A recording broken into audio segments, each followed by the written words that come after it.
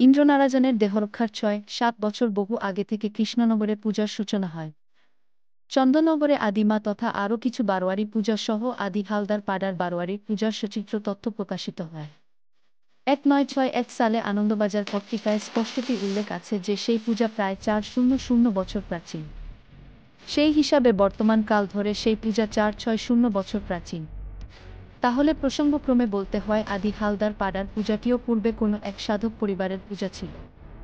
তারাও মানে যে আদিমা তাদের থেকেও প্রাচীন, অর্থাৎ আদিমায়ের প্রাচীনত্ব স্বীকৃত। ১৮২০ সালে ফ্রাইন্ডস অব ইন্ডিয়া নামক পত্রিকায় চন্দননগরের জগদ্ধাত্রী পূজার উল্লেখ আছে। সেই স্থানে আছে রবার্ট ক্লাইভ চন্দননগরের চাউলপট্টিকে গ্র্যানারি অব বেঙ্গল বলে উল্লেখ করেছিলেন এবং সেই সময় আদিমায়ের পূজার কথাও ছিল। ক্লাইভের ১৭৫৭ খ্রিস্টাব্দে চন্দননগর অভিযানের কথা সকলেই জানেন। এতদ্বারা প্রমাণ হয় যে কৃষ্ণচন্দ্রের বহু পরে আদিমায়ের পূজা প্রচলিত ছিল। নদিয়ারাজ কৃষ্ণচন্দ্র রায়ের রাজত্বকাল থেকেই বঙ্গদেশে জগদ্ধাত্রী পূজার জনপ্রিয়তা বৃদ্ধি পায়। জগদ্ধাত্রী পূজার নিয়মটি একটু স্বতন্ত্র। দুটি প্রথায় এই পূজা হয়ে থাকে। কেউ কেউ সপ্তমী থেকে নবমী অবধি দুর্গাপূজার ধাঁচে জগদ্ধাত্রী পূজা করে থাকেন। আবার কেউ কেউ নবমীর দিনই ৩ বার পূজার আয়োজন করে সপ্তমী, অষ্টমী ও নবমী পূজা সম্পন্ন করেন।